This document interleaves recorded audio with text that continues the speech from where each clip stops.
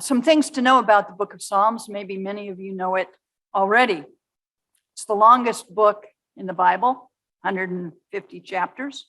It's found in the middle of the Bible. If you're ever called on to read a psalm and you're not sure where to go, just open right in the middle.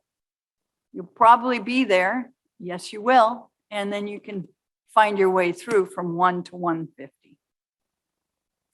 The book of Psalms is actually unique in that it is not a narrative. It's not a story. It's a collection of 150 poems and worship songs written over the course of 4 centuries. 4 centuries.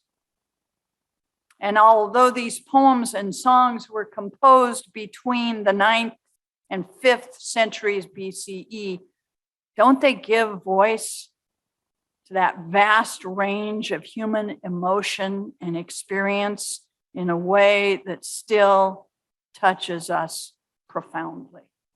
Have you found that? Have you found that in the Psalms? From utter joy to amazement to deep despair, this collection of Hebrew poetry speaks to us as if personally knowing our own very human journey. So if you have ever wondered if what you're feeling in a particular moment, fear or frustration or sadness, despair, anger, joy, if you're wondering, can this be brought to God? I want you to know there is a poem or a song in here to let you know God is present right here with us. That's the book of Psalms. So it is with today's psalm. Yeah? This psalm was written as a reflection of the experience of exile. It's a song of grief. We could even call it a wail. By the rivers of Babylon, we sat down and we wept when we thought of home. We all know that feeling, don't we?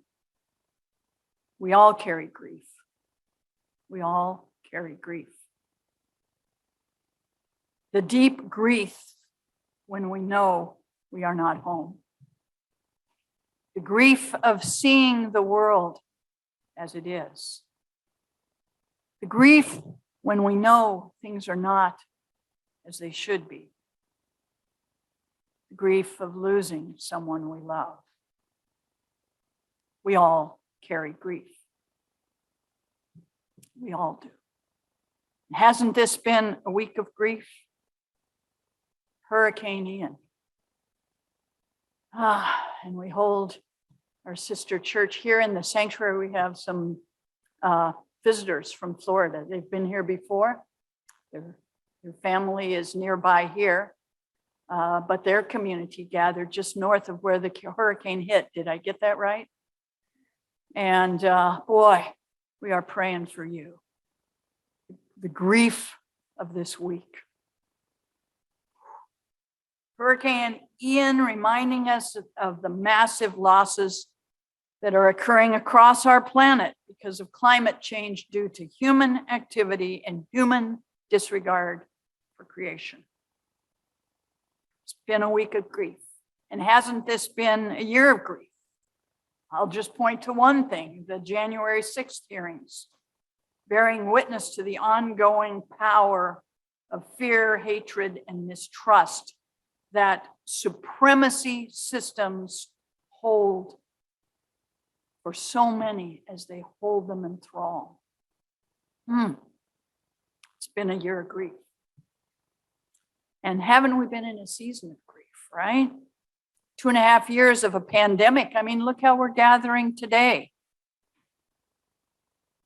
That sense of loss that we feel every day. How many have been lost in this country and worldwide to this pandemic?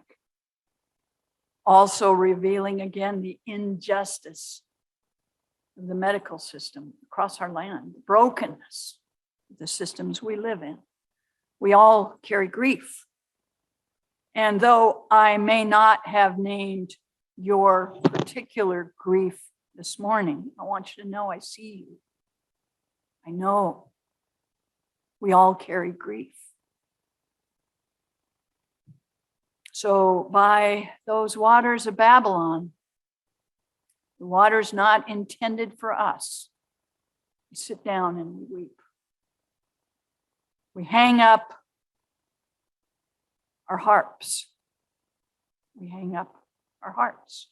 We have no music left. But look what comes next in this psalm. In the midst of our weeping, our captors ask us to sing. Our tormentors ask for mirth. Now, we could say, why do the Babylonian conquerors who have carried this community off into exile want their captives to sing? Of course, we would say it's to torment them. It's to mock them, right? And that's true. I'm sure that's true. But I think there's something more here for each of us. Let me quote my hero theologian, Walter Brueggemann. I have to say, our guest here has also been to seminary. Have both of you been to seminary? Yeah. So, but you know the work of Walter Brueggemann, and anyone, a lot of folks who've heard me before know he's my hero theologian. But he says that one part of the work of a prophet is to help us express grief. Brueggemann says if we do not acknowledge grief, we are forever captive to the pain that we have buried.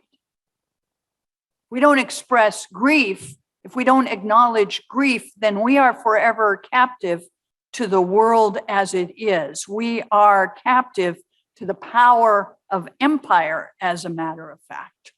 The Babylonians want their captives to sing because they would prefer to have them numb than to have them grieving.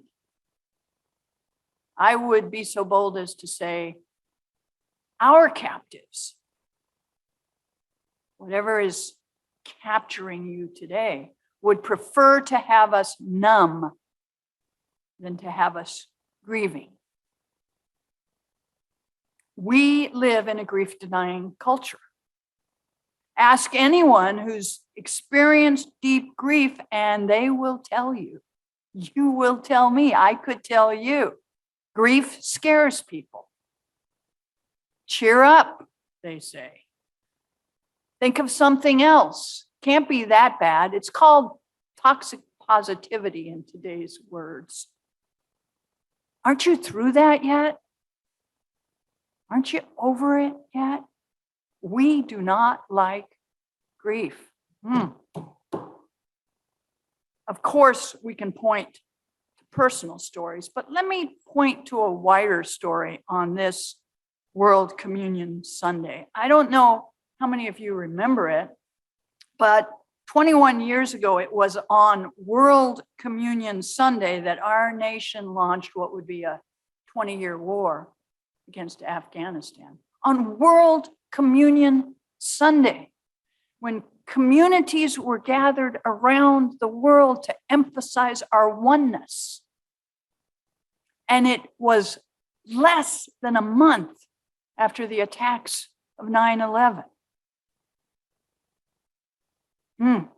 I know in response to those attacks, we grieved, but we did not want to stay in that grief. The world around us grieved with us, but we are a grief-denying culture. So we gave ourselves less than a month before we buried that grief in anger and caused grief across the world. Boy, folks, we better learn to grieve. And we are in a season of grief. And I know it's hard to grieve when everyone around you requires songs, asks for mirth. How can we sing in this strange land? I know, let me just say to this congregation with visitors, and I know not everybody is a part of this congregation in terms of its history, although we're all part of a worshiping community this morning. I know this congregation has felt grief. Grief in longing for what no longer is. The grief of a fire that swept through this place not many years ago. That grief doesn't just go away. I'm here to tell you it's okay to grieve. In fact, from a biblical perspective, sometimes grief and sadness are the only way forward. Sometimes we've been taught to think of grief as a detour, but what if grief is the path forward? So I got to quote Whidbey Island poet David White. Folks over at University Congregational, where I served for 20 years, know that David White is one of my favorite poets. He says it this way. Listen to this poem. It's called The Well of Grief. Those who will not slip beneath the still surface on the well of grief, turning downward through its black water to the place we cannot breathe. Let's read that again. Those who will not slip beneath the still surface on the well of grief, turning downward through its black water to the place we cannot breathe, will never know the source from which we drink, the secret water cold and clear, nor find in the darkness glimmering the small round coins thrown by those who wished for something else. I know it takes courage to grieve. It takes courage to be honest about pain, to refuse to sing on cue. But a very wise woman told me years ago when I was overwhelmed by grief, the grief of a personal loss. She was a hospice nurse. She said, in every grief, there is a gift. In every grief, there is a gift. The biblical word for that is grace.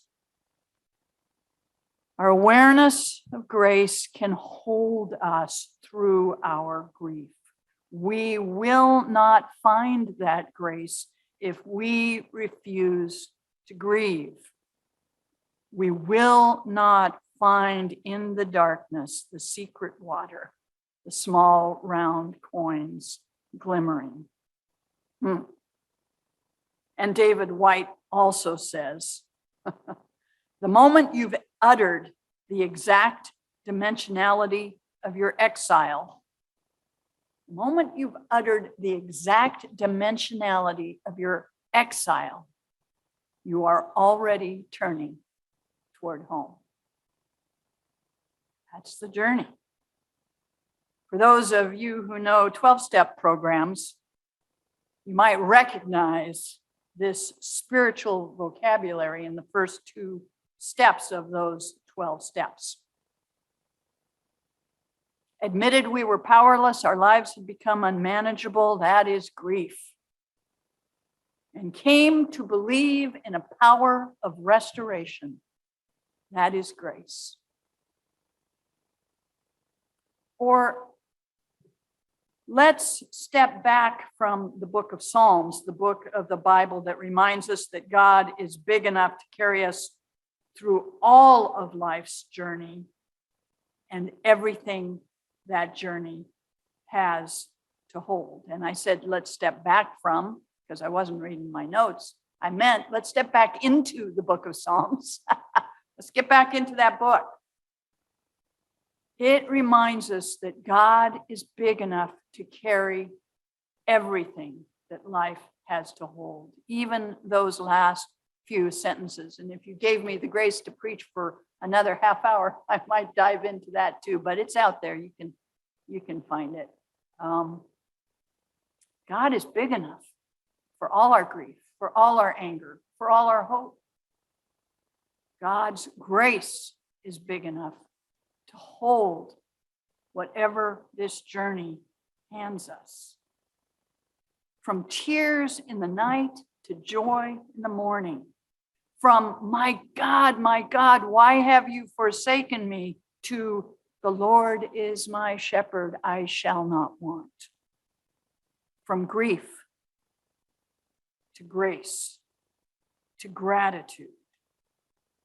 This book of Psalms reminds us we don't have to sing on command, but there are songs that come from our soul that can be healing.